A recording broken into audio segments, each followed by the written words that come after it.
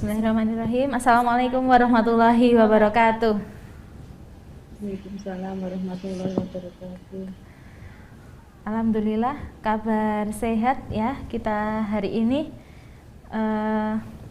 Alhamdulillah sore hari ini kita bisa dipertemukan dengan ibu-ibu semua. Ini tadi tapi saya juga melihat ada bapak-bapak juga yang menyimak, mungkin ingin menyimak juga begitu ya.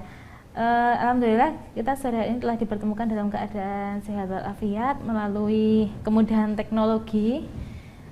Jadi kita tetap bisa belajar bersama-sama meskipun kita berada di tempat yang berbeda-beda begitu. Alhamdulillah. Di sini saya mau memperkenalkan diri dahulu. Saya Humaira, sore ini bertindak sebagai moderator acara pada sore hari ini, acara kita semua, acara Pandemi Talks volume 2 dengan tema membangun mood anak saat belajar dari rumah begitu untuk usia prasekolah. Di sini pada sore hari ini saya akan ditemani oleh rekan saya, De Ain. Silahkan perkenalan diri. Perkenalkan, nama saya Ainur Rasidah. Saya di sini juga selaku Master of Ceremony bersama Mbak Ira. Iya, begitu.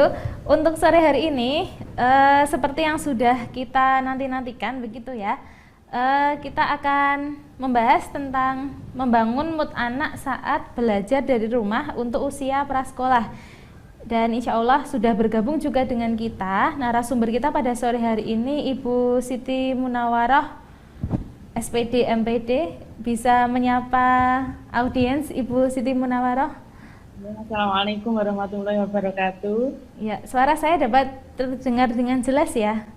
Insya Allah terdengar dengan jelas. Mudah-mudahan suara saya juga terdengar dengan jelas. Ya, Tadi alhamdulillah sudah jelas. Takut karena sini mau hujan, alhamdulillah nggak jadi hujan. Alhamdulillah. Ya, kalaupun mungkin tetap jadi hujan, semoga tidak mengganggu keberjalanan acara ya, Ibu Siti Munawarah. Seperti itu, nggih. Ya. Oke, baik. Supaya lebih akrab dan lebih santai, sore hari ini saya mohon izin Ibu Siti Munawarah, saya manggilnya biar lebih akrab, saya manggilnya pakai Mbak Mun, nggih. Seperti biasanya. Muda, biar kelihatan muda. Oh, biar kelihatan muda, biar kelihatan seumuran gitu ya. Ya, kita kan seumuran. Iya, seumuran. Seumuran juga sama di Ain. Ya. Baik. Ini kita mau cek peserta dulu ya di Ain ya. Ini sudah ada banyak yang tergabung ini di baik di aplikasi Zoom Meeting maupun aplikasi YouTube begitu. Kami masih menunggu untuk saudari-saudari sekalian atau ibu-ibu maupun bapak-bapak juga boleh, para orang tua yang ingin menyimak acara pada sore hari ini begitu. Baik. Sudah ada banyak sekali ini, tapi sepertinya lebih banyak yang bergabung YouTube lewat aplikasi YouTube ya, Dek ya? Iya. Ada 59 yang ikut di YouTube. Iya. 57 57. ya. Kemudian yang di Zoom berapa ini? Ada 40-an. Ya. Baik. Tadi saya sempat menyimak, ini ada yang bergabung juga dari Kalimantan Selatan, dari Banjarbaru, Ibu Imas Juniarsih begitu. Sementara pantauan saya paling jauh dari Kalimantan ini. Kemudian ada juga dari kota lain, dari Jakarta Barat, Jakarta Selatan. Kemudian yang dekat-dekat juga banyak dari Gemolong. Oh, ini dari Bekasi juga. Barangkali bisa dibacakan, Dek, yang dari YouTube. Yang dari YouTube ini ada General aja. Bekasi, Sukoharjo, Cikarang. Bekasi ini paling banyak ini yang di YouTube. Oh iya, warga Bekasi. Warga Bekasi, Jumapolo, Jakarta Pusat. Ya. Baik, udah banyak ya. Banyak juga. Jadi alhamdulillah ya, Dek, meskipun kita di tengah pandemi gitu ya, tapi karena kemudahan teknologi malah justru yang menyimak bisa dari luar kota juga begitu ya. Jadi banyak yang ikut berkontribusi. Iya. Sama-sama ingin juga ada belajar begitu. Iya, Mbak Mun? Ya, Madiun. Kayaknya tadi saya lihat Pekalongan juga. Oh iya, ada yang dari Pekalongan tadi. Iya. Ada yang dari Pekalongan tadi saya lihat pesertanya, tapi belum absen ini. Ya, oke. Langsung saja kita melanjutkan acara ini karena kita sama-sama sudah tidak sabar untuk menuju ke acara inti, acara penyampaian materi begitu. Oke, jadi akan saya bacakan dulu rundown untuk acara pada sore hari ini begitu ya. Untuk acara yang pertama yaitu pembukaan. Mari kita buka acara pada sore hari ini dengan bacaan basmalah. Bismillahirrahmanirrahim. Kemudian acara yang selanjutnya adalah penyampaian materi. Kemudian nanti disambung dengan tanya jawab. Kemudian ada paparan akhir dan penutup. Untuk penyampaian materi sendiri di sini kami alokasikan 45 menit begitu. Kemudian dilanjut dengan tanya jawab juga. Nanti 45 menit juga, kemudian ada paparan akhir sekitar 5-10 menit dan acara terakhir yaitu penutup gitu. Untuk peserta sekalian, untuk pertanyaan nanti bisa ya disampaikan begitu lewat pesan tertulis. Untuk format pertanyaannya silahkan Ain jelaskan. Jadi untuk ibu-ibu maupun orang tua yang sedang mengikuti baik aplikasi Zoom maupun YouTube, ini bisa bertanya dengan format tanya, lalu nama, lalu asal cabang, lalu pertanyaan apa yang ingin diajukan, seperti itu. Ini juga saya coba tuliskan di kolom komentar. Tanya, nama, asal cabang, dan pertanyaan. Seperti itu. Ya, sudah dicontohkan ya ini ya. Untuk format pertanyaannya, jadi diberi keterangan tanya, begitu tanyanya dengan huruf kapital semua supaya mudah dideteksi begitu ya, ditandai. Kemudian nama, asal cabang, kemudian yang terakhir adalah pertanyaannya apa begitu. Jadi jangan lupa untuk dikasih identitas ya Dek ya, karena kita tidak tahu ini siapa yang juga bisa saling silaturahim. Iya, benar sekali, bisa saling silaturahim begitu. Bisa tahu juga ya, ternyata dari saya ini jauh. Ternyata tetangga saya. Baik. Oke. Sudah bisa dipahami ya. Oke, untuk selanjutnya kita akan memperkenalkan narasumber kita pada sore hari ini. Kita akan berkenalan dulu atau mungkin sudah amat sangat kenal begitu ya, tapi kita tetap akan perkenalan begitu. Untuk kurikulum vitae-nya akan dibacakan oleh rekan saya Ain. Baik, untuk pembicara kita pada sore hari ini yaitu ada Ibu Siti Munawaroh SPD MPD. Untuk tempat tanggal lahirnya di Sragen 17 April 1971. Untuk alamatnya di Kauman RT 03 RW 1 Gemolong Sragen, di Sragen. Untuk pekerjaannya yaitu ibu rumah tangga, tapi aktivitasnya ini Masya Allah sangat banyak, yaitu guru TK MTA Gemolong, guru BK SDI TMTA Gemolong, anggota Balitbang PAUD bidang pendidikan MTA, asesor Ban PAUD dan PNF Prof Jawa Tengah, dan tutor PG PAUD di UT, seperti itu. Untuk mengajinya di MTA Cabang Gemolong 1 Perwakilan Sragen. Masya Allah, ini aktivitasnya banyak sekali, Mbak. Aktivitasnya banyak sekali. Pekerjaan utamanya ibu rumah tangga, tapi aktivitasnya banyak sekali ya. Benar. Baik. Sambilannya itu loh, Mbak. Oh iya, sambilannya Jadi ya. tetap bermanfaat buat umat gitu. Iya, gitu. Oke, langsung saja ya, karena kita sudah sama-sama tidak sabar untuk menyimak materinya. Kami persilahkan kepada Mbak Mun untuk menyampaikan materinya. Assalamualaikum warahmatullahi wabarakatuh. Alhamdulillah sore yang cerah ini kita ditemukan ternyata sekarang ini tidak berbatas waktu dan ruang ya. Kita di belahan dunia manapun kita bisa ketemu dalam sebuah ruangan Zoom seperti ini. Bahkan untuk yang tidak bisa masuk Zoom seperti ini juga bisa menyimak lewat YouTube. Alhamdulillah ini sangat kita syukuri, walaupun saat ini kita sedang mengalami pandemi ya, pandemi yang entah nggak tahu kita kapan berakhirnya, tapi kita selalu berharap, kita selalu berdoa semoga pandemi ini segera berakhir dan kita bisa beraktivitas seperti semula, seperti biasanya ya. Kita tentunya sudah kangen sekali dengan pengajian, dengan sekolah, apalagi ini anak-anak ya, terutama anak-anak prasekolah ini tentunya sangat kangen dengan guru-gurunya, ustadz-ustadzanya di sekolah. Kemudian juga guru-gurunya ini sudah menahan rindu yang sangat berat untuk anak-anaknya karena setiap hari berkumpul, bermain, dan saat ini kita hanya bertemu mereka lewat virtual saja. Jadi apapun kita syukuri, mudah-mudahan pandemi ini segera berlalu. Begitu. Kemudian selanjutnya karena ini masih sudah 5 bulan ya, sekitar 5 bulan ini kita tidak bisa belajar tatap muka di sekolah, sehingga untuk pembelajaran saya kira masih banyak yang daring, sudah ada yang luring tetapi hanya terbatas, sehingga ini menimbulkan masalah baru tentunya. Dan para orang tua, saya juga orang tua, tapi alhamdulillah saya ini kan tadi diperkenalkan tadi saya ibu rumah tangga ya pekerjaan saya.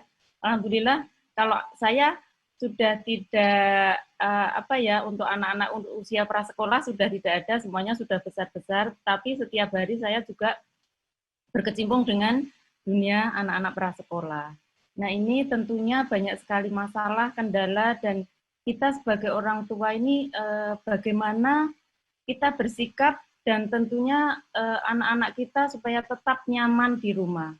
Bagaimana anak-anak kita tidak akhirnya jadi kecanduan HP, malah ini dijadikan kesempatan untuk anak-anak yang biasanya untuk pakai HP dibatasi. Nah, ini karena tugas-tugas itu semuanya online, maka ini kita juga sebagai orang tua harus bijak. Nah, berangkat dari permasalahan tersebut, kita di sini akan belajar bersama tentang bagaimana membangun mood anak saat belajar di rumah. Dan untuk beberapa daerah ini memang sudah ada tatap muka, alhamdulillah. Mudah-mudahan juga ini tidak berpengaruh terhadap kesehatan kita. Mudah-mudahan tetap sehat dan walaupun sudah ada tatap muka, tapi masih sangat terbatas, sehingga kita masih harus mendampingi anak-anak kita di rumah. Dan sebenarnya kita sebagai orang tua memang harus harus menyadari bahwa ini anak-anak kita, putra-putri kita, ini adalah tanggung jawab kita. Sehingga ketika mereka sudah mulai bersekolah di lembaga-lembaga pendidikan PAUD, itu hanya memang kebutuhan mereka untuk bersosialisasi, tetapi tugas utama itu adalah kita sebagai orang tua.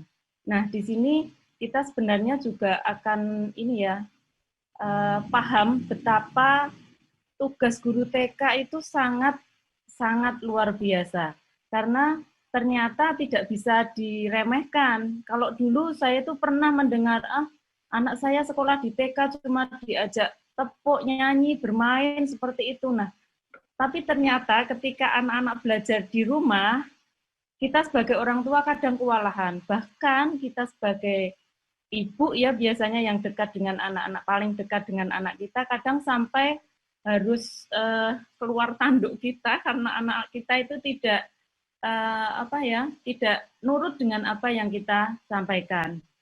Kita sudah melihat di berbagai media sosial betapa orang tua itu sudah nggak betah pengen anak-anaknya segera masuk sekolah. Nah, ini adalah momen yang sangat berharga buat kita semuanya. Semoga kita bisa lebih dekat dengan keluarga dengan adanya pandemi seperti ini.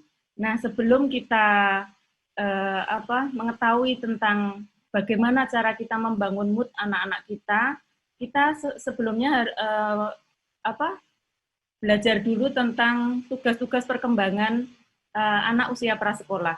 Karena anak-anak kita ini kalau usia prasekolah itu memang usia 2 sampai 6 tahun. Jadi ini bisa dikatakan sebagai masa kanak-kanak awal. Jadi ini adalah menutup masa bayi. Jadi untuk masa bayi itu 0 sampai 2 tahun. Jadi kalau 2 tahun itu belum bisa dikatakan anak-anak, mereka masih dikatakan bayi. Nah, untuk anak-anak ini usianya 2 sampai 6 tahun. Kemudian masa anak-anak akhir itu 6 tahun sampai tiba saatnya mereka matang dalam hal seksual, matang matangnya secara seksual. Jadi usia 6 tahun ini tentunya kalau 6 tahun atau 7 tahun itu sudah anak-anak sudah masuk SD ya. Nah, ini nanti mereka sudah tidak dikatakan anak-anak lagi ketika mereka sudah matang secara seksual. Nah, itu ditandai dengan apa? Biasanya kalau anak perempuan dengan menstruasi, kalau anak laki-laki dengan mimpi, dan mungkin itu bisa dibahas lain waktu, nggih. Tadi ini kita saat ini kita akan berbicara tentang tugas perkembangan anak-anak prasekolah. Nah, ini untuk anak-anak prasekolah ini banyak sekali sebutan. Sebutan untuk anak-anak prasekolah ini biasanya yang dari orang tua itu menyebutnya usia sulit.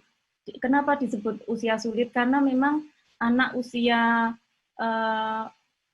kanak-kanak ini memang sangat sulit untuk semuanya proses awal kehidupannya itu semuanya serba baru. Ini anak itu harus rajin kalau misalnya ketemu dengan orang tua harus mengucap salam, kemudian kalau ketemu atau mungkin ketika kita mau minum itu harus mengambil sendiri, kemandirian seperti itu. Jadi ini memang masa-masa sulit. Apalagi ini kalau usia 2 tahun ini kan komunikasi bahasa mereka itu belum berkembang secara maksimal, sehingga banyak yang menyebut ini adalah masa sulit.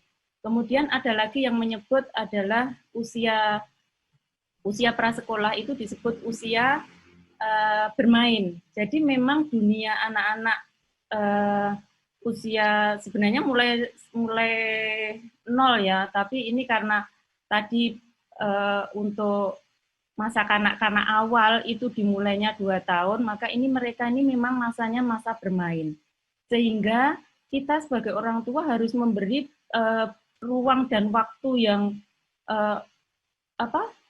penuh untuk mereka bermain. Jadi berikan kesempatan untuk mereka bermain, karena sebenarnya dulu itu kalau di TK, di PAUD itu slogannya kan bermain sambil belajar, belajar sambil bermain. Karena memang anak-anak usia 2 sampai 6 tahun ini memang mereka masanya masa bermain. Sehingga ada yang menyebut sebagai usia bermain. Kemudian kalau guru pendidik ini memang usia prasekolah. Biasanya namanya kan taman kanak-kanak, yang namanya, jadi bukan sekolah ya, yang namanya taman, kita tentunya kalau membayangkan taman itu kan sesuatu yang indah, ada bunga, mungkin ada kupu-kupu, kemudian tanaman-tanaman, dan itu suasana yang indah, sehingga memang taman kanak-kanak itu adalah sebuah taman di mana anak-anak itu bebas untuk bermain dan bereksplorasi sesuai dengan potensinya, sehingga potensi anak-anak yang ada itu berkembang sesuai dengan memang yang harus menjadi tugas-tugas mereka.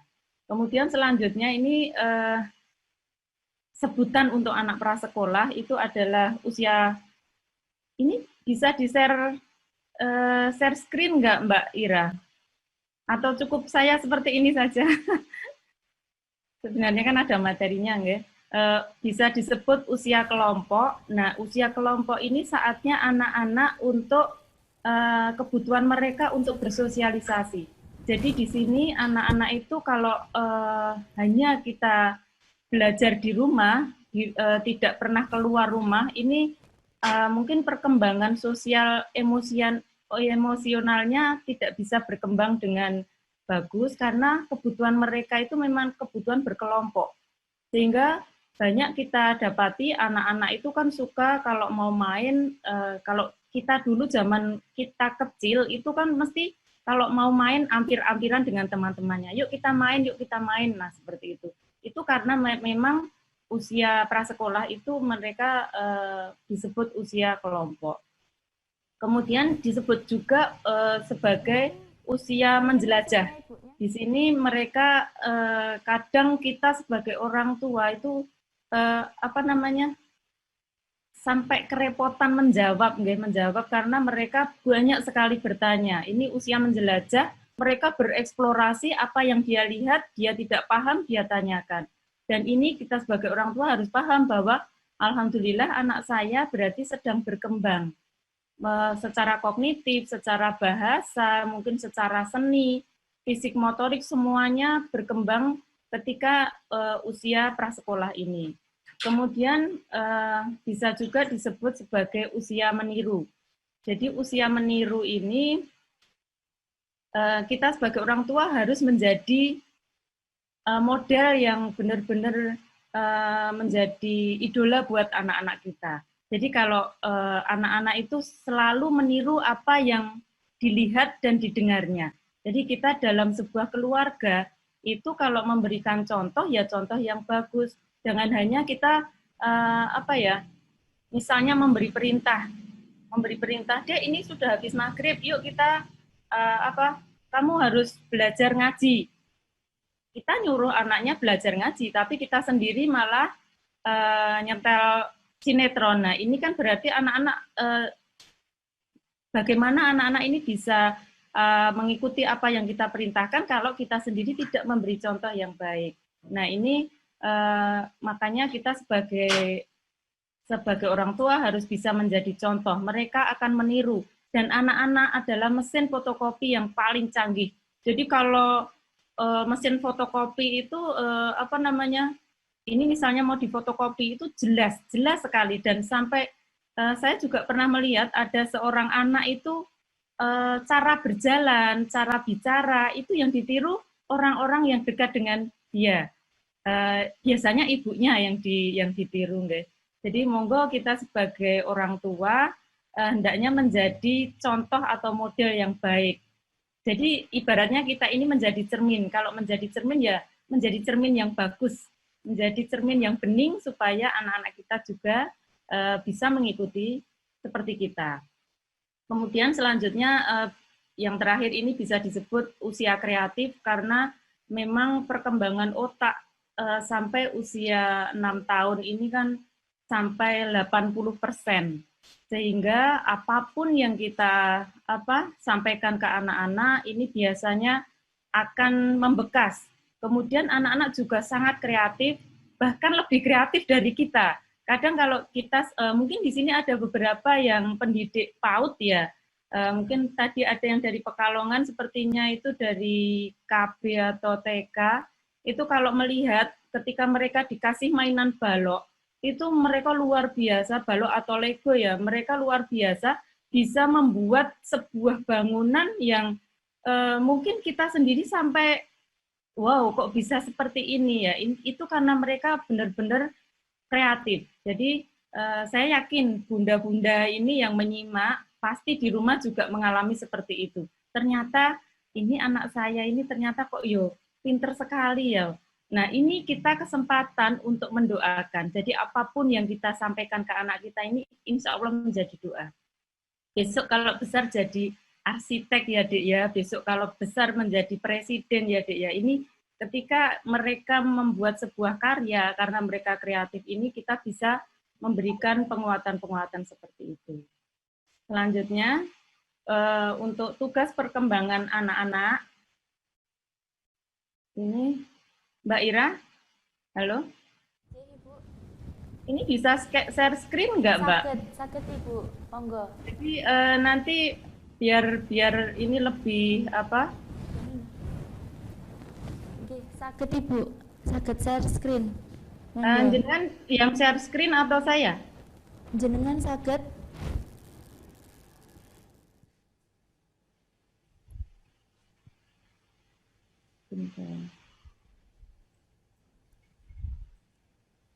Kalau jenengan aja pripun Mbak, bisa Mbak Ira?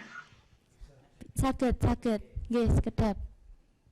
Nggih, karena mungkin lebih enak nggih kalau ada materinya.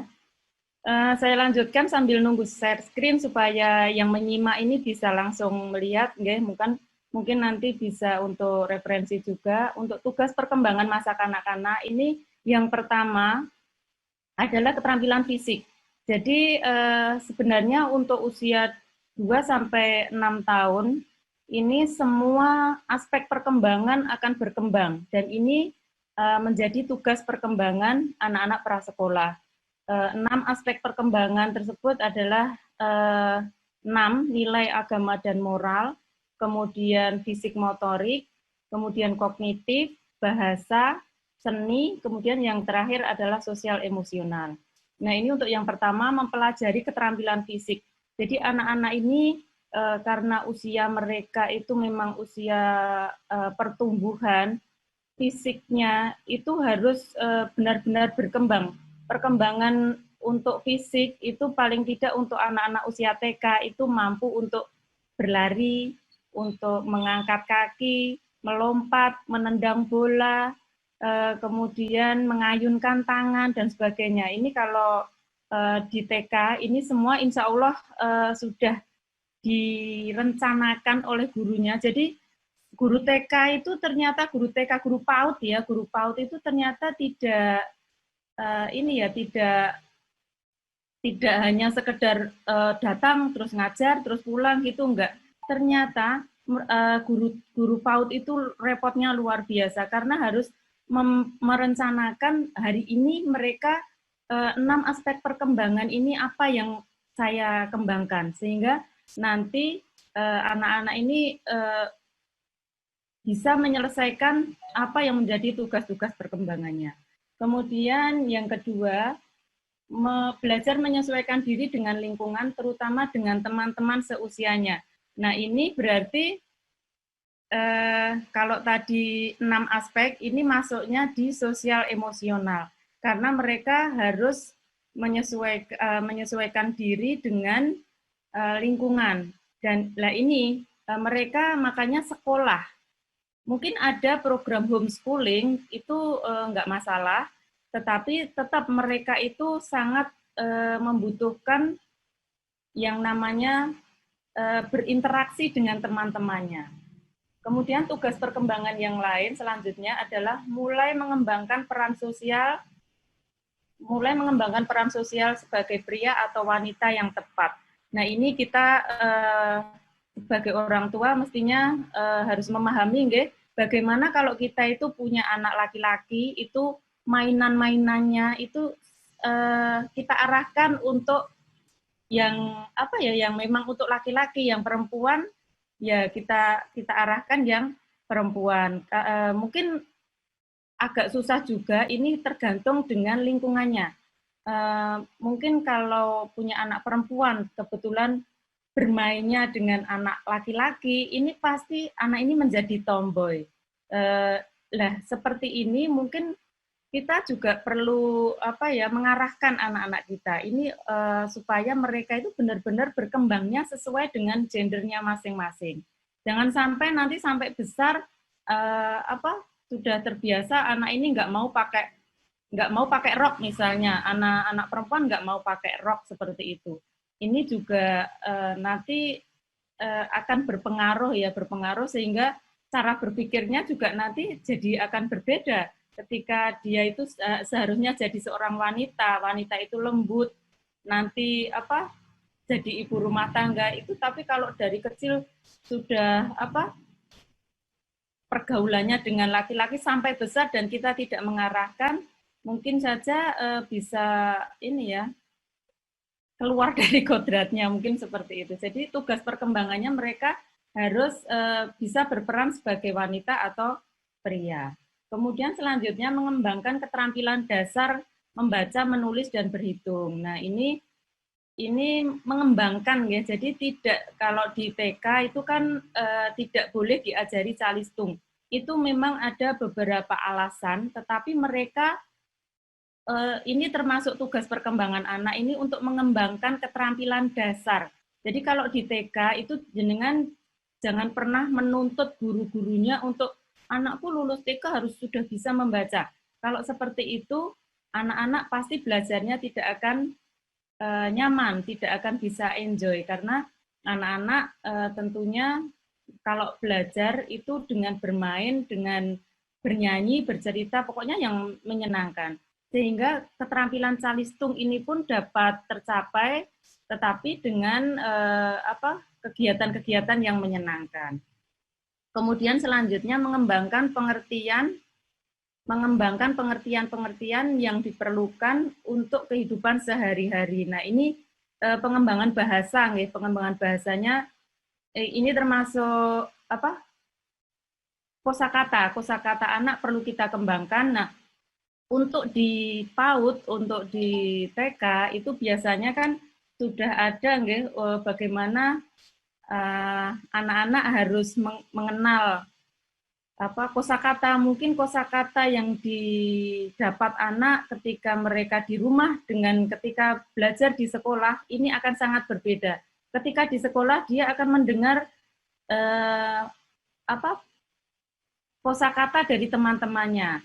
Nah, ini kadang orang tua juga, duh anakku sekolah kok dulunya itu ngomongnya bagus, kok sekarang kenal dengan perkataan kosakata yang seperti ini, yang nggak sopan seperti ini. Nah, ini sebagai orang tua perlu sadar karena ini proses, anak-anak berproses. Sehingga ketika mereka menyampaikan sebuah kata misalnya, itu dia itu tidak paham. Temannya mengucapkan, dia ikutan mengucapkan. Nah, ini kalau memang kalimat yang diucapkan itu nggak benar, kita sebagai orang tua atau pendidik memang tugas kita mengarahkan supaya mereka paham bahwa kalimat-kalimat yang kita ucapkan itu yang sopan seperti itu.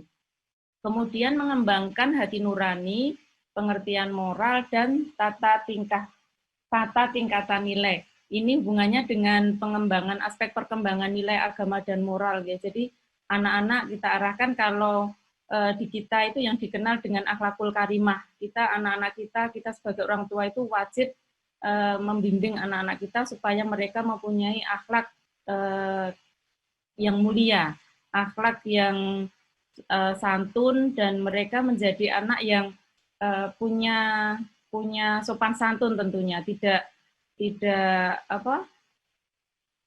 sakar PDW seperti itu. Mungkin ini ada yang nggak paham ya dengan bahasa Jawa ya.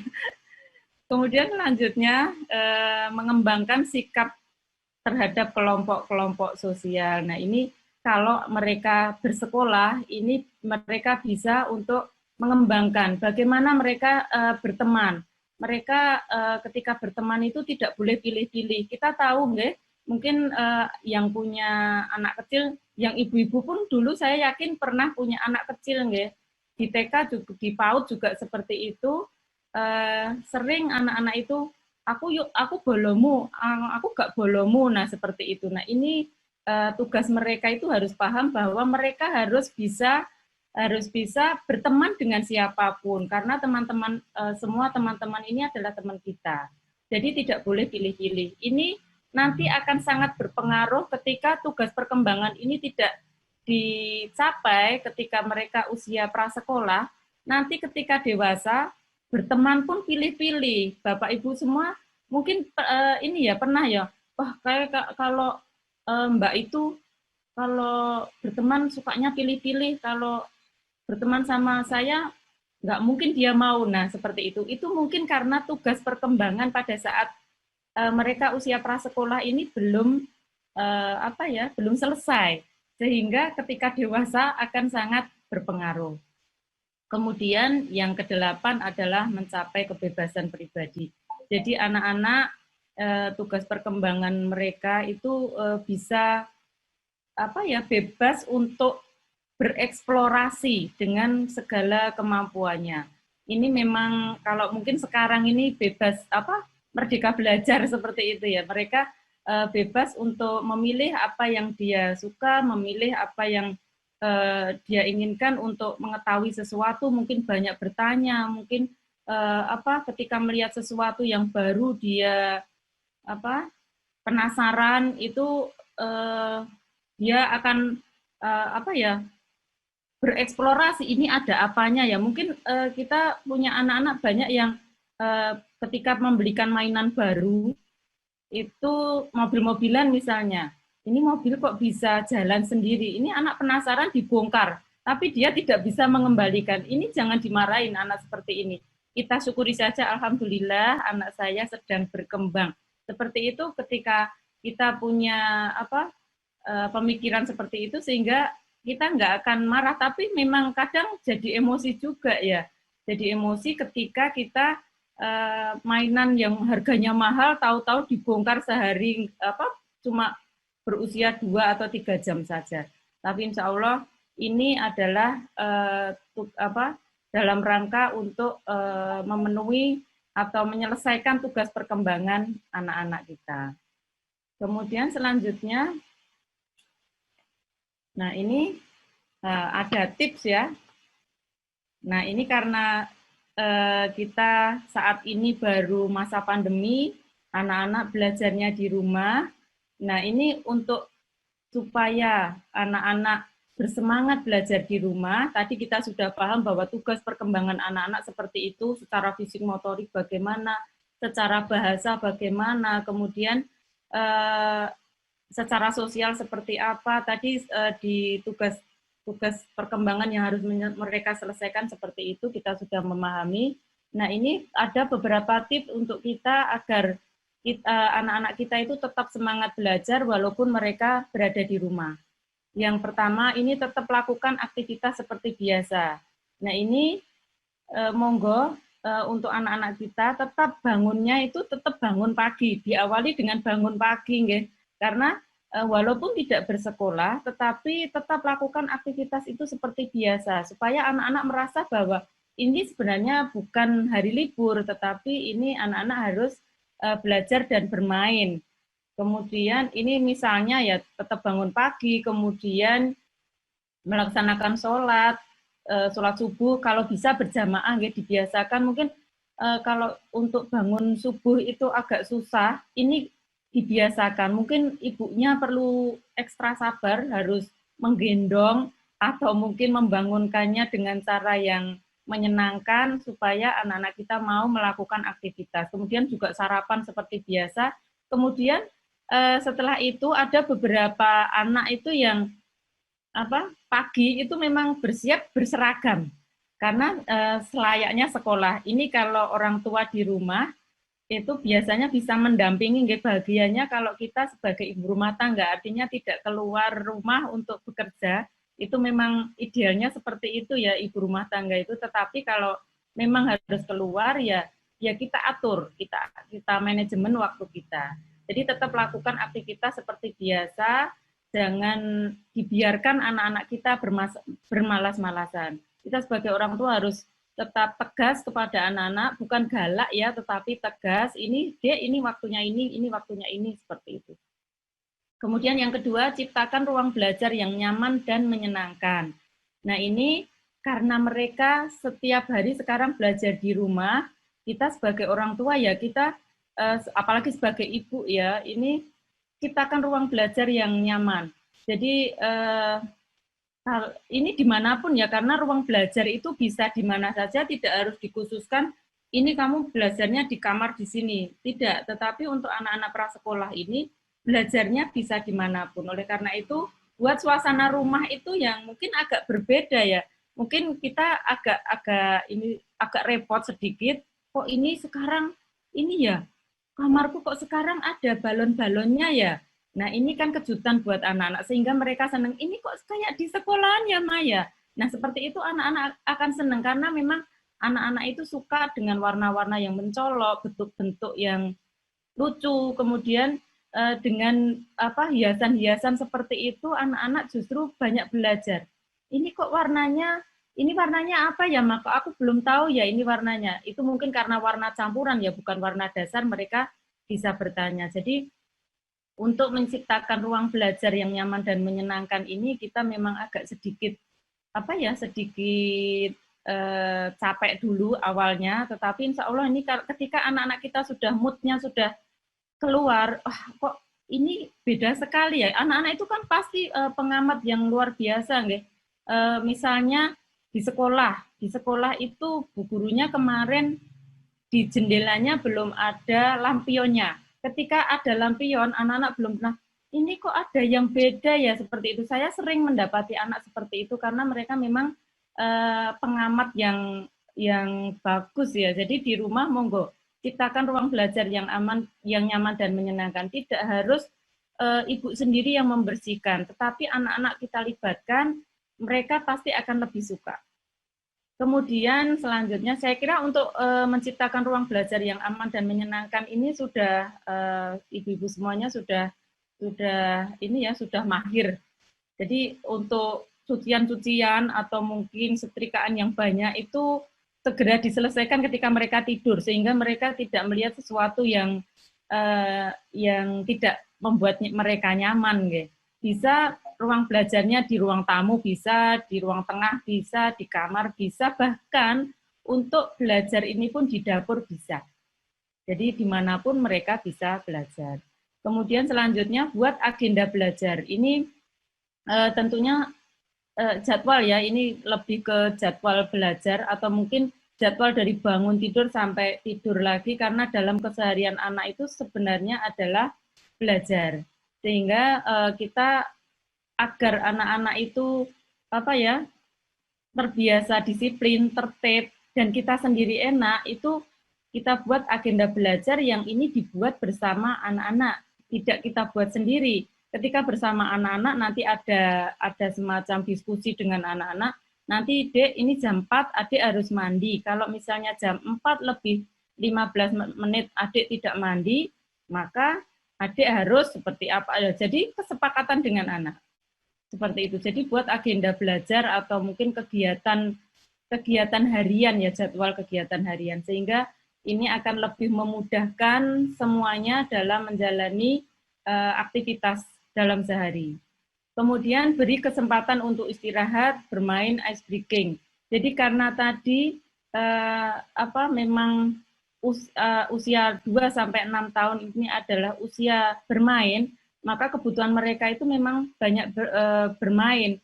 Sehingga berikan kesempatan mereka untuk bermain atau mungkin ketika termasuk di agenda belajar ini beri waktu sekitar 60 menit itu untuk istirahat.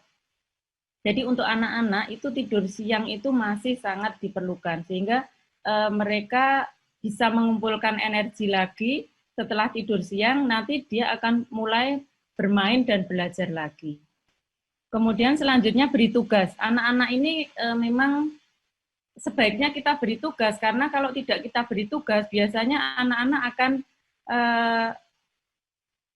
suka sakarpe dewe seperti itu, jadi semaunya.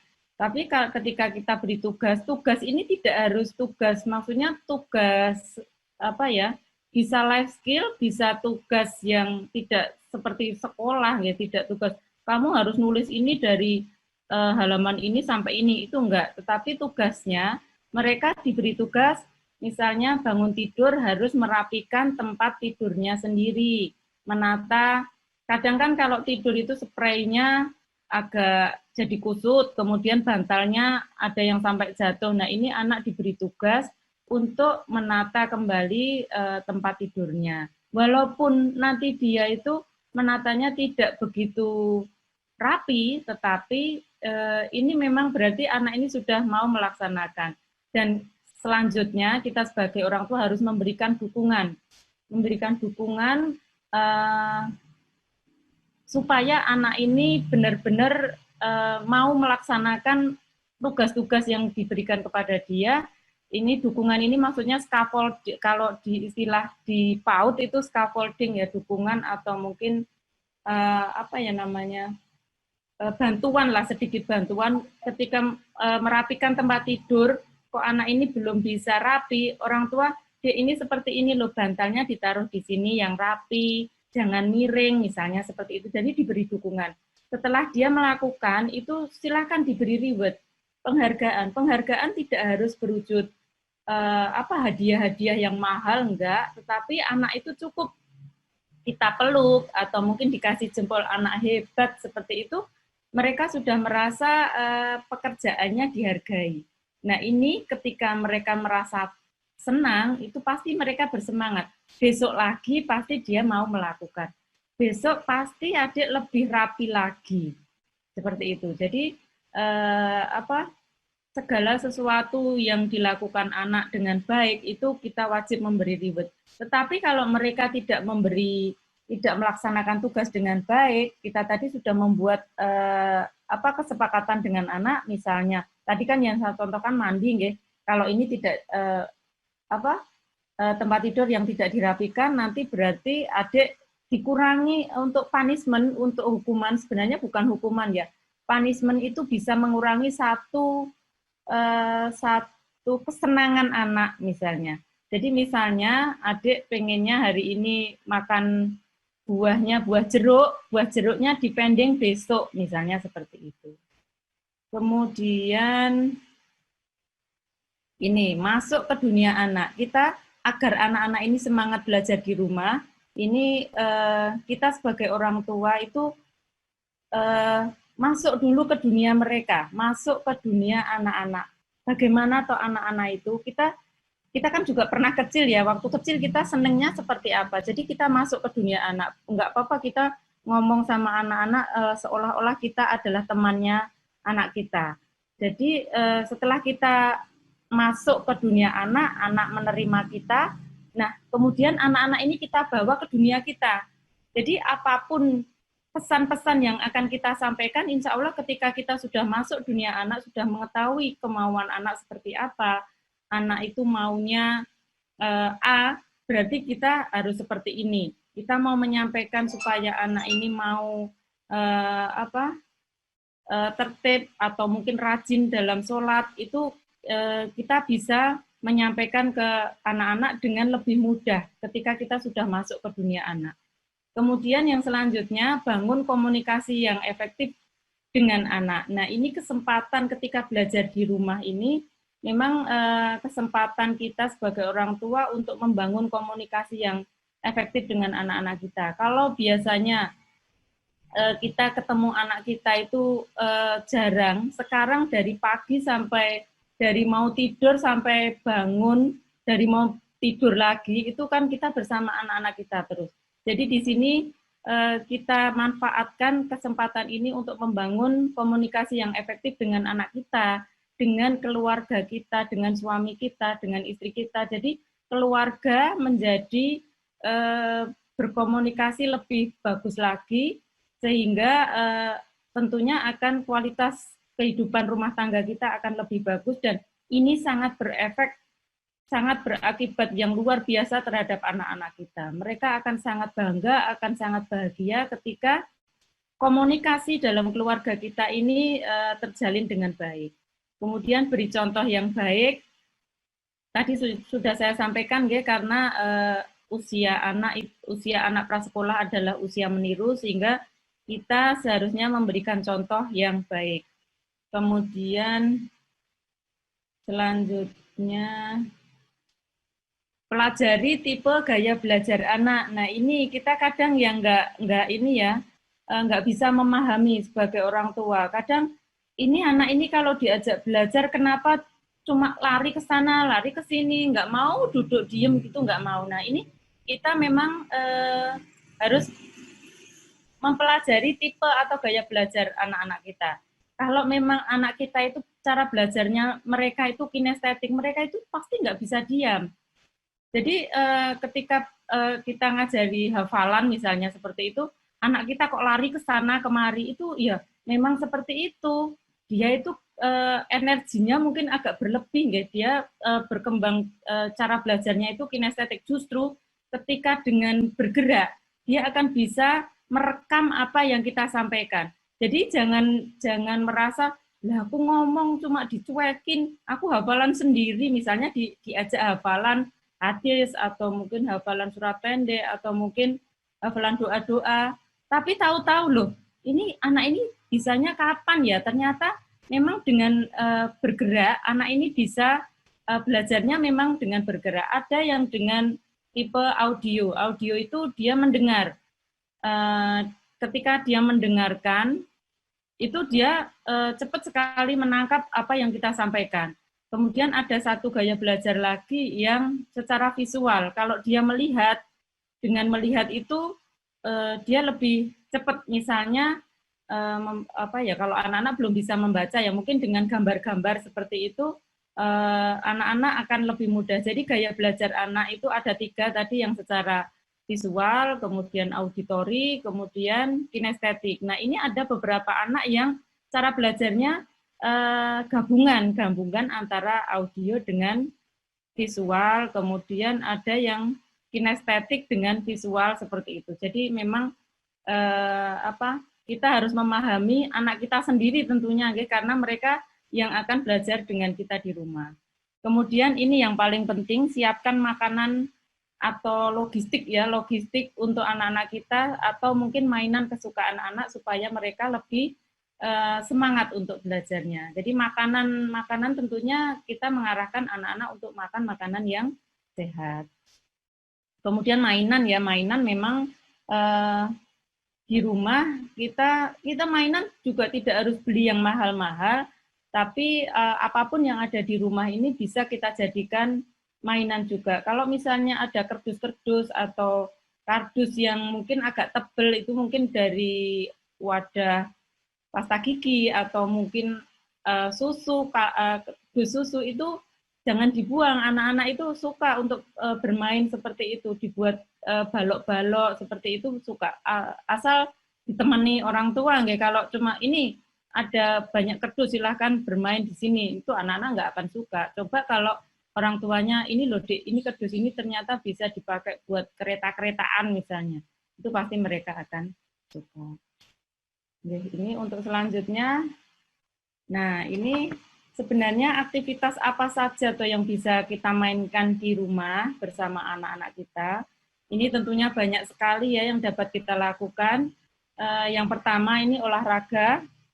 Olahraga ini sekaligus kita, karena untuk saat ini karena baru pandemi seperti ini, kita memang imun kita harus bagus, jangan sampai imun kita turun, karena kalau imun kita turun, kita akan mudah terserang penyakit, sehingga salah satunya adalah kita dengan berolahraga. Berolahraga ini sebaiknya bisa dilakukan bisa dilakukan pagi atau sore, itu lebih efektif kalau pagi. Jadi anak-anak itu biar fresh dulu dalam ketika bangun tidur atau mungkin pagi-pagi dan mereka diajak kena sinar matahari. Nah, walaupun ini memang butuh waktu tersendiri kalau memang orang tuanya sibuk kerja, biasanya waktu-waktu ini akan terlewat.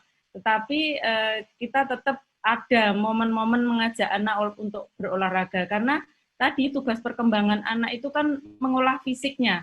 Jadi fisik mereka itu memang harus berkembang. Tugas perkembangannya itu mereka harus bisa melompat, berlari, dan sebagainya tadi. Nah, ini untuk olahraga kita ajak sekedar jalan-jalan di lingkungan sekitar rumah, itu sudah termasuk olahraga.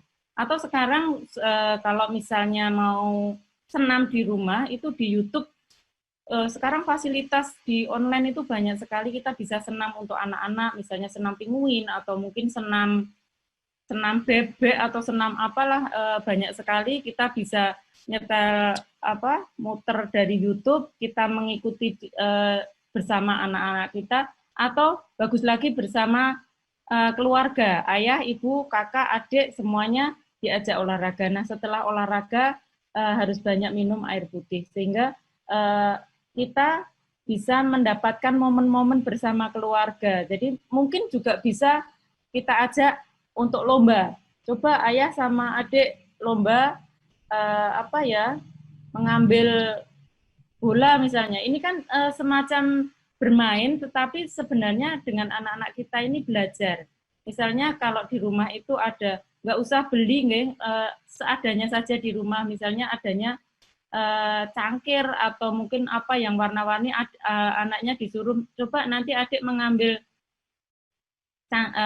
cangkir yang warnanya hijau, atau mungkin kalau mungkin ada piring warna-warni seperti itu itu bisa dijadikan media juga untuk berolahraga dengan putra-putri kita.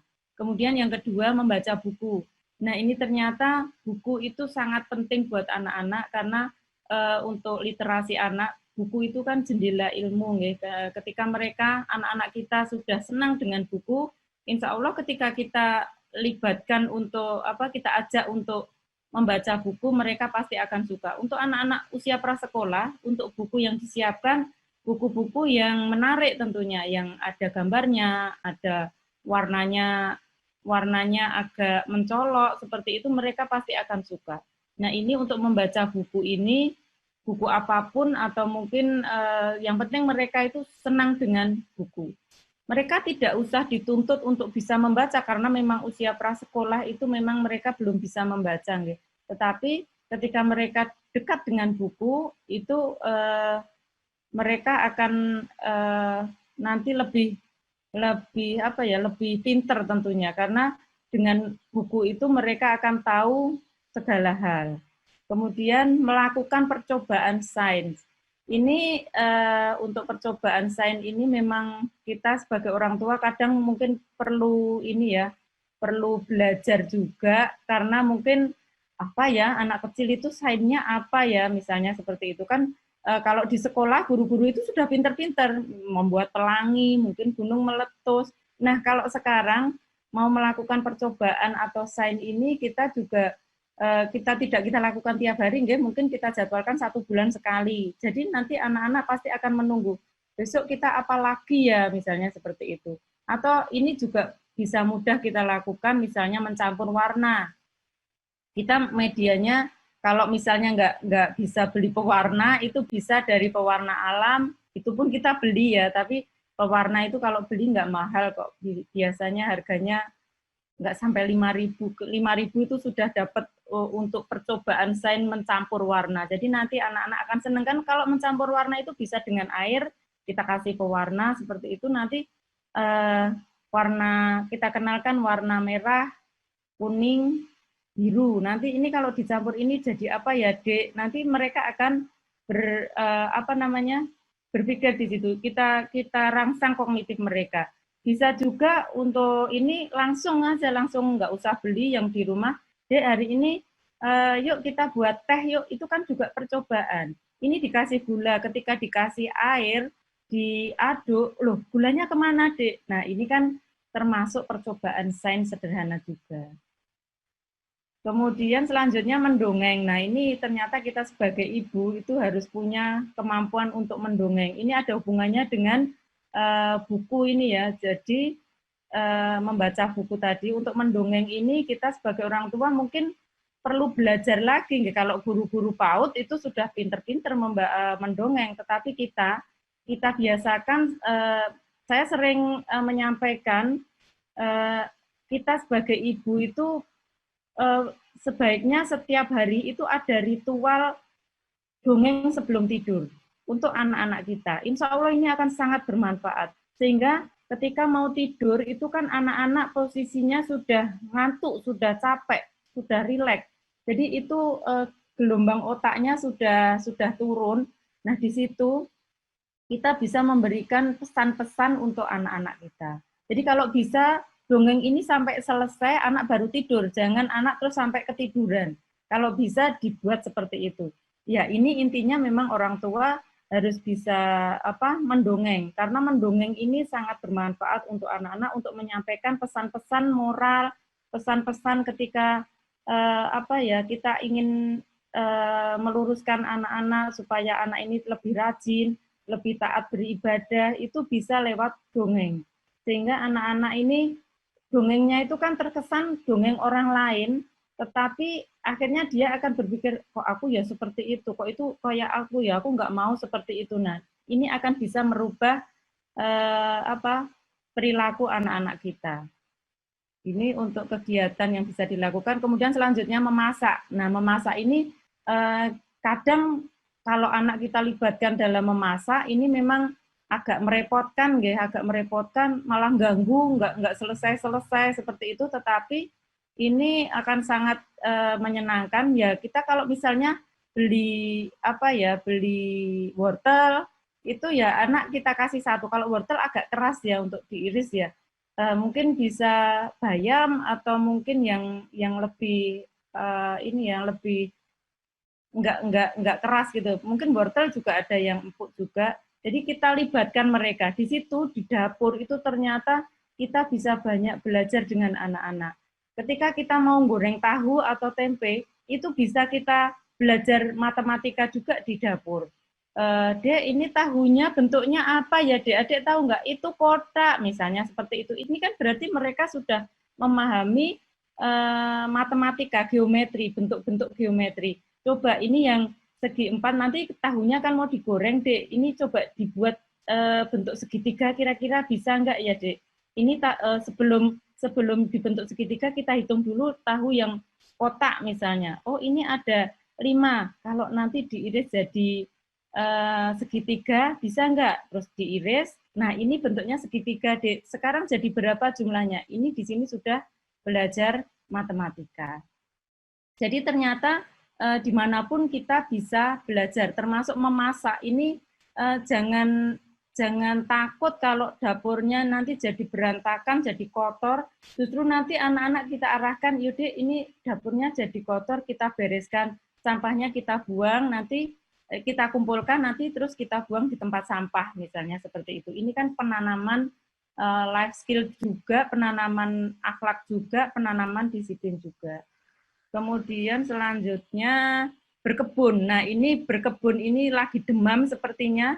Mungkin di antara pemirsa, di antara ibu-ibu ini juga lagi ikut demam tanaman, banyak yang menanam bunga di depan rumah, jadi rumahnya jadi kelihatan asri. Kemudian ada yang menanam sayur-sayuran di rumahnya. Ini efeknya luar biasa buat anak-anak kita. Mereka yang tadinya nggak mau sayur, ketika diajak menanam sawi sendiri, menanam tomat, menanam terong, itu ternyata mereka jadi mau makan sayuran hasil kebun kita. Jadi kita sebagai orang tua memang perlu sedikit repot, nggak masalah. Kita nggak perlu repot-repot beli pot-pot bunga yang mahal, bisa mungkin dari botol-botol yang tidak dipakai atau mungkin plastik-plastik. Saya tahu ada beberapa ibu-ibu itu yang kreatif, plastik bekas minyak itu tidak dibuang, dikumpulkan, diisi tanah, kemudian di situ ada ditanami sawi, ada ditanami kangkung dan sebagainya. Bahkan sekarang ada yang budidaya di dalam ember itu ya, ada lele, kemudian ada tanaman sayuran di atasnya. Ini bagus sekali. Jadi anak-anak akan senang dan mereka akan mencintai lingkungan sekitar. Nanti kalau seperti ini kan mereka akan bertanggung jawab. Jadi pagi-pagi mereka kebutuhan tanaman itu harus disiram, binatang juga perlu dikasih makan, seperti itu. Kemudian selanjutnya membersihkan rumah, beres-beres rumah. Ini tadi juga sudah saya sampaikan untuk contohnya merapikan tempat tidur. Kemudian diajak menyapu itu anak-anak bisa kok. Malah justru mereka senang ketika diperbolehkan untuk ikut beres-beres. Tetapi tentunya sesuatu yang tidak membahayakan. Kalau misalnya ngepel itu kan agak bahaya karena licin, bisa terpeleset. Kalau misalnya kita ajak tentunya kita yang tahu apakah ini aman atau tidak. Dan ketika kita ajak itu justru malah pembelajaran buat anak-anak. Dek, lantai kalau dipel itu kan basah berarti licin. Kalau licin, adik berarti kalau jalan pelan-pelan, tidak usah lari-lari, seperti itu. Beres-beres rumah ini insya Allah dibiasakan mulai anak-anak ketika bermain, mereka membereskan mainannya di tempatnya semula, sehingga tidak berantakan, ibunya tidak marah-marah, ngomel-ngomel, ini setiap hari bikin ibu capek. Nah, seperti itu nanti anak-anak jadi nggak mau belajar lagi kalau seperti itu. Kemudian selanjutnya mungkin ini solusi yang tepat untuk mengatasi masalah ketika belajar di rumah, masa belajar di rumah ini. Yang pertama, kita sebagai orang tua ini tetap tenang, sabar, dan ikhlas. Karena tenang itu adalah kunci ketika kita menjalani segala sesuatu yang berat. Kemudian sabar, karena memang anak-anak kita ini adalah malaikat-malaikat kita yang nanti akan menjadi manusia dewasa yang akan mungkin akan selalu mendoakan kita, kemudian mereka menjadi menjadi anak-anak yang berguna. Itu makanya kita tetap tenang, tetap sabar, dan tetap ikhlas menerima semua ini, bahwa ini adalah tanggung jawab kita. Anak ini adalah amanah dari Allah untuk kita, sehingga kita tetap harus sabar dan ikhlas. Untuk tenang ini tentunya tidak mudah juga ketika anak-anak kita kok perilakunya seperti itu, tetapi yang pertama tetap tenang dulu. Tetap tenang, kita berpikir yang jernih, kita berpikir yang positif. Kemudian ketika kita sudah tenang ini pasti apa yang kita putuskan, yang kita lakukan pasti nanti lebih hati-hati. Sehingga kita bisa mendapatkan solusi yang tepat ketika ada masalah-masalah yang terjadi. Tetapi kalau kita tidak tenang, kemerungsung, itu justru mungkin malah justru nanti penyakit yang mendatangi kita. Jadi sebagai orang tua kita tetap sabar, tenang, dan selalu ikhlas. Ikhlas bahwa kita melakukan ini, niat kita adalah untuk mendidik anak-anak kita supaya mereka menjadi anak-anak yang benar-benar bisa berkembang sesuai perkembangannya, usia perkembangannya, kemudian juga mereka nanti bisa menjadi anak-anak yang soleh dan solihah. Kemudian yang kedua, ini manajemen emosi yang baik. Ini yang agak susah untuk kita sebagai orang tua, terutamanya sebagai seorang ibu, untuk emosi ini kadang kita susah untuk mengendalikan ketika anak-anak kita itu melakukan sesuatu yang memang tidak harus dilakukan. Tetapi yang namanya anak-anak, kadang mereka itu nggak paham bahwa yang mereka lakukan itu salah. Sehingga kita harus mempunyai manajemen emosi yang baik. Caranya bagaimana? Ya tentunya kita sudah ada contoh, kalau kita marah itu kita marah dalam keadaan berdiri, kita coba duduk. Jadi emosi kita tidak meledak-ledak. Nanti kalau anak kita sudah berbuat sesuatu yang kurang benar, kita emosi, anak melakukan sedikit kesalahan saja, nanti ibunya sudah dari A sampai Z keluar. Jadi anaknya jadi nggak nyaman. Mereka nggak coba nanti tanya ke anak-anaknya, putra-putrinya ya. Coba dek, kalau misalnya ibu, bunda, mama pas marah-marah gitu, adik suka nggak? Nggak suka, aku nggak suka kalau mama itu marah-marah. Pasti seperti itu. Karena pada dasarnya anak-anak itu pengennya kasih sayang. Kemudian kalau misalnya agak keras, agak tegas, itu ya memang mereka yang penting bisa diterima akal pikiran mereka. Kalau misalnya kita marah ketika anak-anak kita itu melakukan sesuatu yang salah, kalau alasan kita itu benar, pasti anak kita bisa menerima. Kalau enggak, pasti anak kita ngeyel karena dia punya pemikiran sendiri, punya alasan sendiri kenapa melakukan itu. Jadi kita sebagai orang tua kalau menegur anak itu tidak langsung. Jadi kita pikirkan dulu, anak ini kok melakukan seperti ini, kenapa ya? Jadi jangan misalnya mengambil gelas, mau mengambil minum, kok anak ini tahu-tahu, kita kan nggak tahu prosesnya. Tahu-tahu anak jalan, bawa gelas, jatuh, pecah. Kalau emosi kita tidak terkontrol dengan baik, mungkin kita akan marah-marah, adik itu loh, bawa gelas gitu aja nggak bisa. Nah ini padahal si anak kan punya alasan, mungkin karena dia itu gelasnya licin atau apa. Nah ini kita untuk menegur juga perlu pelan-pelan. Oh jatuh ya dek, kenapa ini tadi kok bisa jatuh? Jadi anak-anak itu dia kan sudah merasa bersalah sebenarnya. Tetapi ketika disalah-salahkan lagi, dia akan semakin merasa tidak nyaman. Kemudian selanjutnya ini untuk mengatasi masalah tadi, menyediakan logistik ya, yang makanan sehat yang bergizi untuk keluarga seperti tadi. Mungkin menu untuk makanan ini bisa komunikasikan dengan keluarga, dengan mungkin biarkan anak-anak kita yang memilih, besok kita makan lauknya apa, sayurnya apa. Ini melatih sebenarnya melatih mereka untuk memutuskan sesuatu. Dan itu memang sangat diperlukan untuk anak-anak kita. Kemudian selanjutnya membangun komunikasi positif dengan keluarga. Tadi juga sudah saya sampaikan, justru kondisi seperti ini kita sangat penting untuk bisa berkomunikasi yang positif. Dan ini nanti kalau mereka masih usia prasekolah, komunikasi kita dengan anak-anak kita itu bagus. Insya Allah nanti sampai besar pun anak-anak itu kalau mau cerita dengan orang tua itu senang.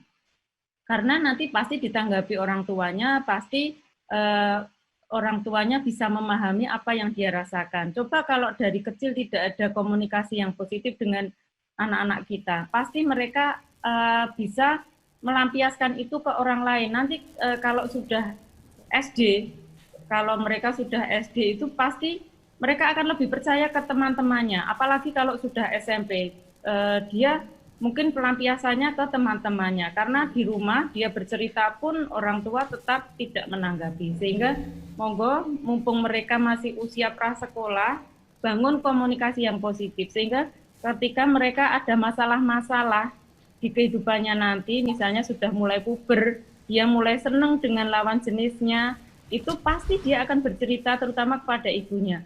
Bu, aku kok ya nek nyawang kayak kok seneng ya, misalnya seperti itu. Kalau ada anak yang seperti itu, jangan disalahkan. Oh itu nggak boleh, kamu nggak boleh, kamu Nah, padahal kita harusnya kan bersyukur. Jadi kita sampaikan saja, alhamdulillah anakku berarti normal. Boleh dek seneng dengan lawan jenis itu boleh, tetapi dalam Al-Quran ada aturan-aturannya seperti itu. Jadi mereka akan lebih mudah kita arahkan. Sehingga ketika komunikasi yang positif ini sudah kita jalin dari mereka masih usia prasekolah, kita nanti ketika mereka banyak masalah, kita tidak akan kerepotan lagi karena mereka bisa curhat, bisa menyampaikan dengan terus terang kepada kita. Ngapunten Ibu, ya? Ini waktunya 5 menit lagi nggih. Oh sudah habis toh? 5 menit lagi. Ya ini sudah hampir selesai Mbak ya. Okay. Ini kemudian mendampingi anak belajar dan memberi pengertian tentang penggunaan gadget ya. Ini hubungannya dengan tadi karena sekarang ini belajarnya di rumah, belajarnya online, kita harus memberi pengertian kepada anak-anak kita untuk penggunaan gadget. Jadi jangan sampai mereka justru malah kecanduan. Kemudian menyediakan kegiatan yang kreatif.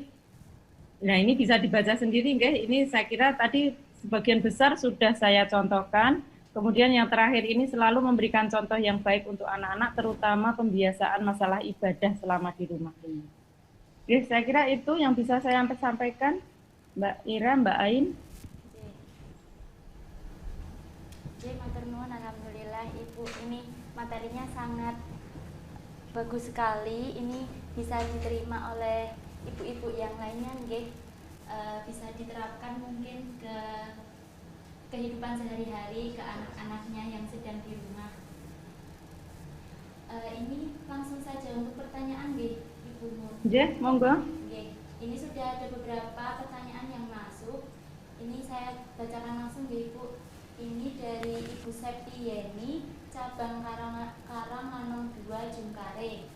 Bagaimana cara mengubah kebiasaan tidur larut malam pada anak usia 14 tahun? Tidur biasanya jam 12 atau jam 1, bahkan kadang jam 2. Bagaimana upaya untuk membatasi bermain gadget? Ini langsung dibacakan 3, nopo dijawab setunggal-setunggal, Ibu. Suaranya kok nggak begitu kedengeran ya Mbak ya? Tadi saya bisa menangkap tapi nggak begitu. Yang pertama tadi mengatasi tidur terlarut-larut nggih? Nggih Ibu. Tidurnya biasanya jam 12, jam 1, kadang juga jam 2 ngoten. Ini usianya berapa tadi Mbak? Usia 14 tahun. Nah ini usia 14 tahun berarti anak ini sudah SMP ya? Nggih, SMP. Nah ini tentunya kebiasaan sebelumnya seperti apa? Kemudian yang dilakukan sebelum ketika habis Isya itu seperti apa kan perlu dijelaskan juga karena kalau dia melakukan hal-hal yang kurang, kalau misalnya belajar nggak masalah ya dari habis Isya sampai mungkin kalau belajar itu biasanya sampai jam 9 saja sudah cukup kok itu. Tapi kalau misalnya sampai larut malam, pasti dia itu melakukan sesuatu yang menyenangkan untuk dia. Sehingga kita sebagai orang tua juga harus ngerem ya, kita harus ngawasi sebenarnya apa yang dilakukan. Jadi kalau memang dia itu ketika sampai larut malam itu hanya bermain game, itu kita harus benar-benar tegas karena sudah 14 tahun. Tegas, tetapi kita dengan pendekatan yang apa ya, anak-anak nyaman dulu. Mungkin kita ajak bicara, kenapa Todik kok malam. Tapi kalau tidurnya terlalu malam, pasti bangunnya juga akan kesiangan nanti. Dan ini tidak akan bagus untuk kesehatannya. Jadi ini hal-hal yang perlu disampaikan ke anak-anak kita. Karena tadi sudah 14 tahun, sehingga dia sebenarnya sudah paham apa yang perlu dilakukan, atau mungkin juga bisa tadi yang saya sampaikan ini, walaupun tadi untuk anak-anak prasekolah, tapi bisa juga dilakukan untuk anak-anak 14 tahun. Mungkin kita ajak mereka membuat jadwal supaya mereka tidurnya itu maksimal jam 9 malam. Karena kan juga ada hadis dari Rasulullah, kalau memang sudah tidak ada yang dikerjakan setelah sholat Isya, itu segera beristirahat supaya nanti saat 2/3 malam itu kita bisa bangun untuk sholat malam. Nah ini coba dicontohkan dari orang tua atau mungkin disampaikan. Tapi sebelum menegur anak, kita pelajari dulu sebenarnya apa yang dilakukan anak-anak kita setelah sholat Isya. Kalau memang mereka belajar, mereka dibatasi belajar maksimal jam 9 atau jam 10 malam saja. Kalau misalnya anak ini kok sampai jam 12 malam itu menghafal Al-Quran, saya kira ini bagus, tetapi perlu kita arahkan menghafalnya sampai jam 10 saja. Nanti setelah ini tidur, menghafal lagi nanti jam 3 dibangunkan, nanti menghafal lagi seperti itu. Jadi ini kita atur supaya anak-anak, karena ini termasuk anak nggih, 14 tahun itu remaja. Jadi jangan sampai tubuhnya itu rusak, fisiknya secara fisik nanti rusak karena sering begadang. Begadang itu kan memang merusak kesehatan. Kemudian selanjutnya tadi apa? Mbak Ain? Tadi bermain gadget ya tadi kayaknya. Nggih, Ibu, gadget. Ya, Bagaimana untuk gadget membatasi? ini tadi nggak, untuk permasalahan karena ini sekarang ini belajarnya lewat online, makanya anak-anak yang tadinya tidak diperbolehkan pegang HP, sekarang semua tugasnya dari HP. Nah ini perlu kesepakatan dengan anak-anak kita. Jadi komunikasi yang efektif tadi perlu kita bangun supaya anak-anak kita juga memahami. Dan sebenarnya untuk kesehatan, anak-anak sering melihat layar HP itu kan kurang sehat. Tapi anak-anak nggak mau tahu, aku suka dengan HP seperti ini. Nah, makanya berbagai kegiatan yang menyenangkan di rumah seperti tadi, olahraga, membaca buku, percobaan-percobaan. Jadi kita alihkan ke kegiatan-kegiatan seperti itu, nanti akan bisa mengurangi mereka dalam bermain HP. Bisa juga ketika mereka bermain HP itu karena melihat kita, orang tua. Kita sebagai orang tua ini kayaknya nggak ada berhentinya. Setiap saat megang HP ini membuat anak-anak kita juga pengennya seperti kita. Sehingga kita perlu juga mengendalikan diri juga untuk tidak setiap saat membuka HP. Kalau punya anak usia prasekolah memang harusnya seperti itu. Atau misalnya, kok penjenengan ini saya pekerjaannya online itu Bu, kalau nggak pegang HP ya gimana? Kalau memang jenengan pekerjaannya online, berarti kan jenengan punya toko sendiri. Jadi sewaktu-waktu toko itu tutup, itu kan memungkinkan sekali. Jadi monggo diberitahukan kepada pelanggan-pelanggan kita, buka jam 8 sampai jam 10 misalnya. Mohon maaf slow respon karena harus menemani anak belajar, atau seperti itu diberitahukan kepada pelanggan-pelanggan online-nya, insya Allah mereka akan paham dan anak-anak kita akan nyaman. Jadi ketika kita bersama anak, jangan sampai kita justru sibuk dengan HP kita. Ya ini memang sesuatu yang nggak mudah ya, tapi memang kita harus melakukan itu supaya anak-anak kita tidak kecanduan dengan HP. Bahkan sekarang HP itu sudah mengalahkan televisi, nggak? Anak-anak sekarang sudah nggak banyak yang lihat televisi, lebih senang melihat HP karena lebih menyenangkan di HP-nya. Ya, seperti itu. Mungkin ada lagi. Ini sebenarnya di chat ada pertanyaan. Ya, kami pilihkan saja Mbak Mun karena kan pertanyaannya banyak gitu dan ada yang mirip-mirip jadi kami ringkas begitu ya. Baik, ini yang sudah masuk dahulu ya. Ini dari Ibu Rini Hasanah dari Ungaran Timur 1. Pertanyaannya, bagaimana cara mengembalikan semangat belajar anak yang menurun dikarenakan si anak lebih senang mainan HP dulu ketimbang mengerjakan tugas sekolah. Kebetulan Ustazah, saya punya 2 anak laki-laki, itu cara belajarnya beda sekali. Untuk yang besar sudah terbentuk, tapi kalau yang kecil belum terbentuk, Bu. Untuk kedua anak saya tinggal kerja. Ustazah, apa saya ya yang kurang sabar dan perhatian sama anak karena sibuk kerja. Alhamdulillah untuk kegiatan ibadah, sholat, puasa, dan pekerjaan rumah, anak-anak sudah terbentuk mandiri, cuma semangat belajar yang menurun. Nah, ini semangat belajarnya menurun karena di rumah tidak ada gurunya, mungkin mamanya kerja.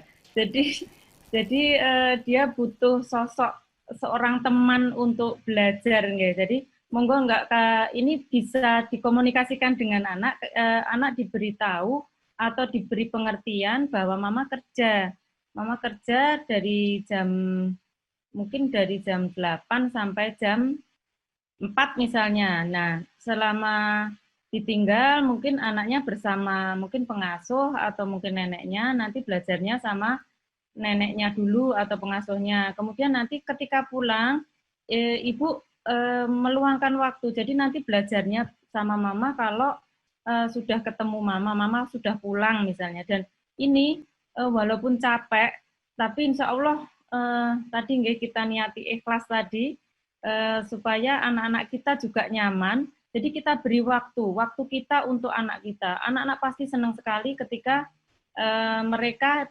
dibersamai untuk belajarnya. Kalau misalnya anak yang kecil tadi, 2 anak tadi, yang besar sudah mapan, sudah maksudnya beda dengan yang kecil ini masih ini ya, belum semangat belajarnya belum ada, mungkin bisa minta tolong kakaknya. Kakaknya diminta untuk memberitahu adiknya atau mungkin diajak bermain bersama atau belajar bersama supaya ini juga antara kakak dan adik ini ada kedekatan.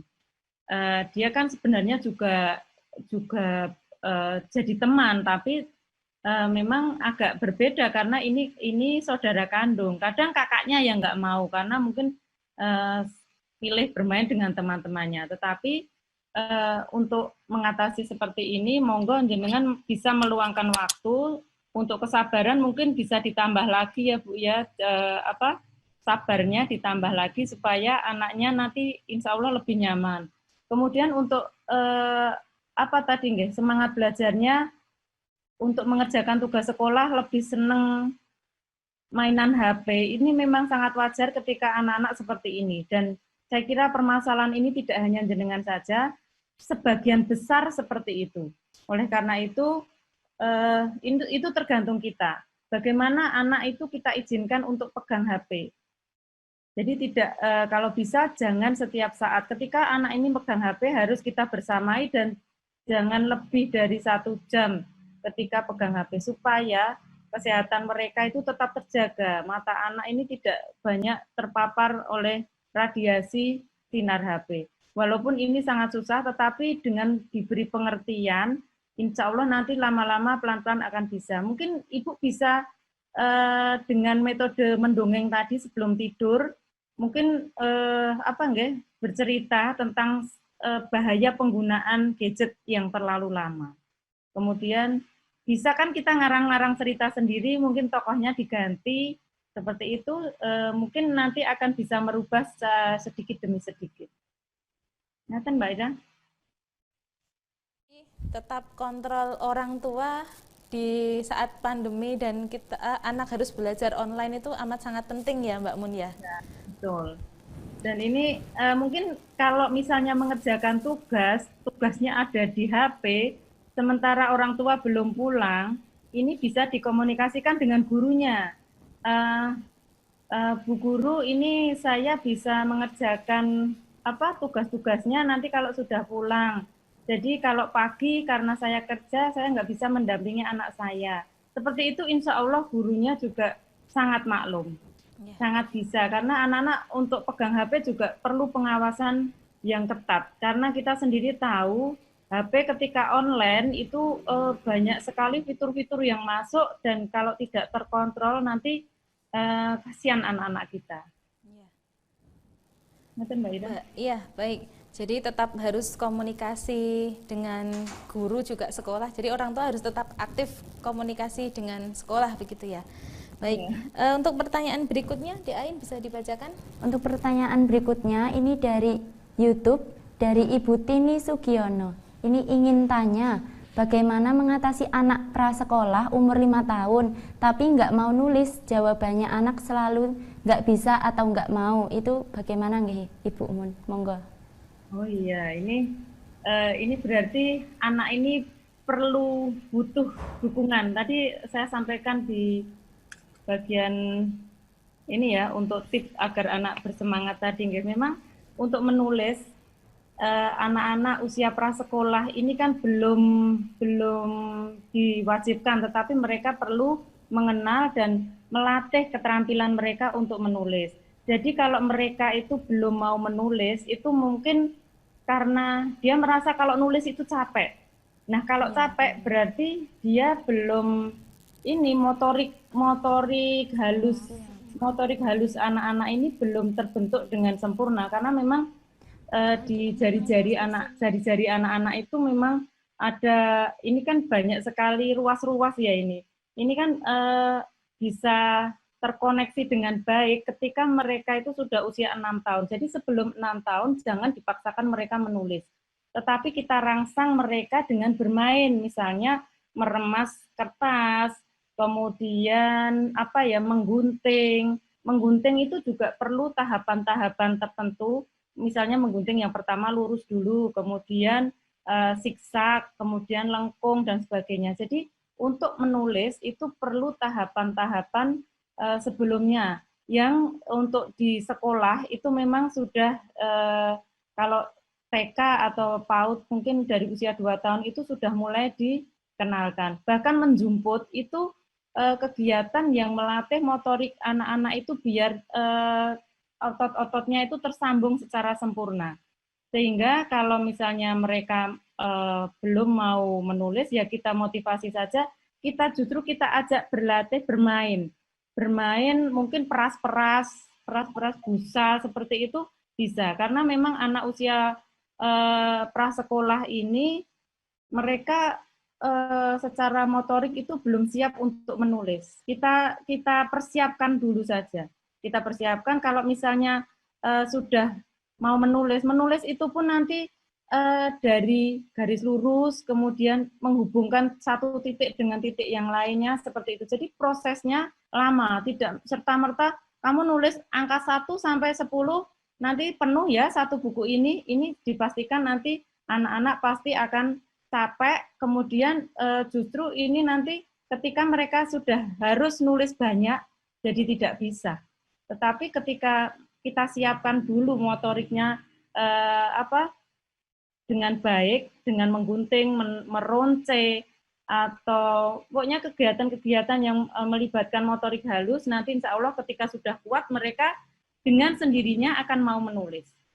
Jadi itu pun kita tidak perlu nyontoni anak-anak, Dek, kalau pegang pensil itu seperti ini loh, harus seperti ini misalnya, itu enggak usah kita memberitahu seperti itu, kalau motorik halusnya kita latih dari sering kita latih dengan kegiatan bermain yang menyenangkan, nanti lama-lama mereka akan bisa memegang pensil sesuai dengan kenyamanan mereka. Kita kan kadang melihat ada yang pegang pensil itu lucu, nggak seperti kita, tapi tulisannya bagus. Itu karena memang masing-masing anak itu unik.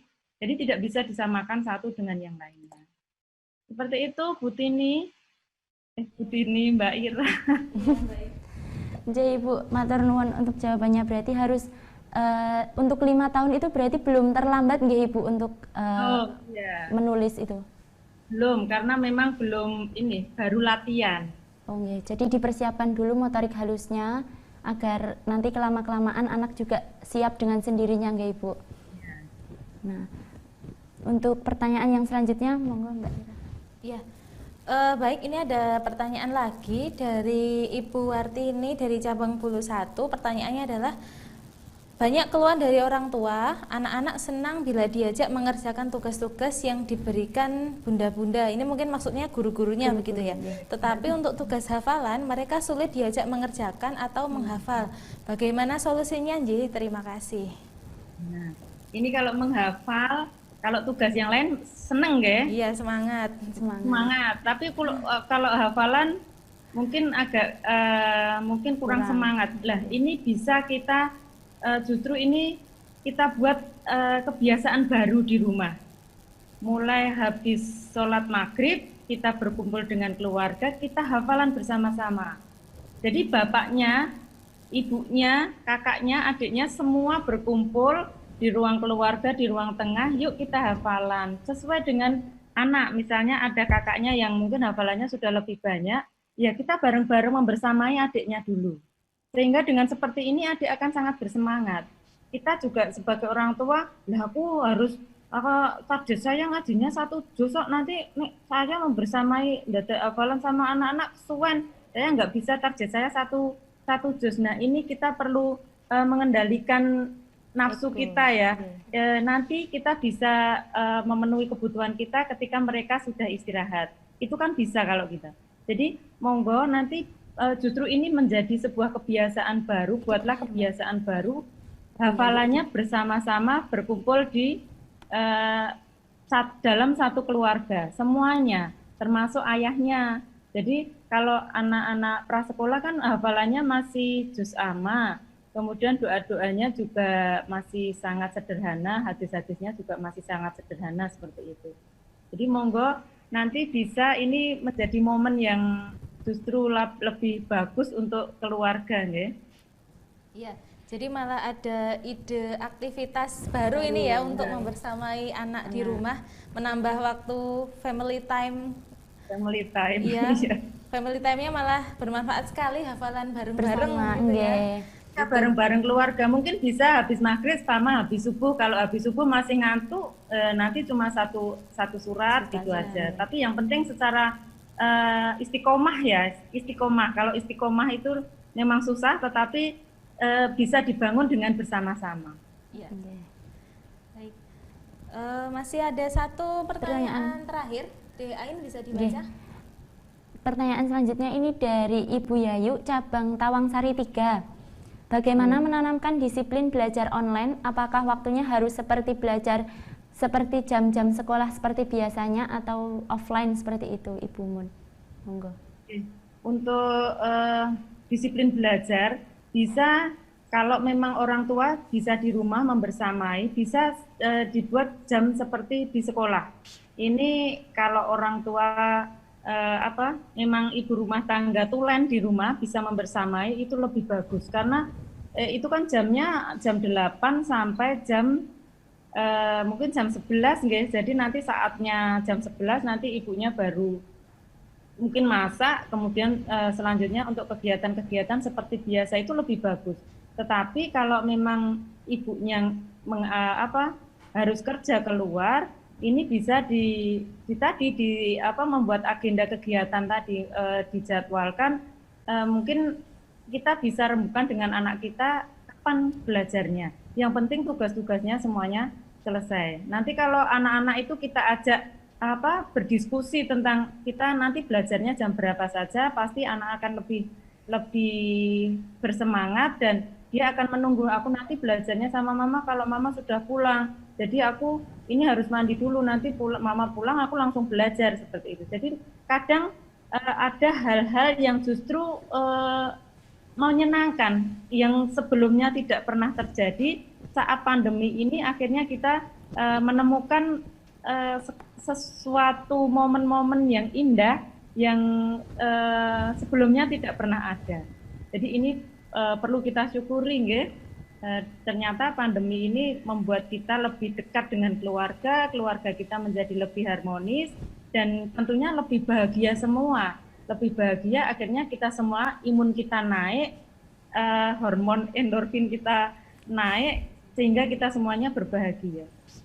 Iya, jadi seperti apa? Hashtag yang apa yang populer itu terima kasih corona, iya. Terima kasih pandemi atau hikmah pandemi itu ya Mbak Hikmah Mun. pandemi. Ya, ternyata seperti itu. Jadi jangan disalahkan, awal-awal kan kita menyalahkan corona, tapi sekarang kita justru banyak mengambil hikmah dari adanya virus corona ini. Iya. Di balik pandemi, iya. Di balik Mungkin bisa musibah menjadi pasti bahan ada tulisan hikmah. loh ini. Betul. Baik, Mbak Mun, Ya. karena pertanyaannya secara keseluruhan sudah tersampaikan begitu ya. Ini mohon maaf juga ada beberapa pertanyaan yang tidak bisa kita sampaikan begitu, tapi insya Allah sudah terwakili dengan pertanyaan-pertanyaan yang tadi kita sudah dibacakan dan sudah dijawab begitu ya. Oke.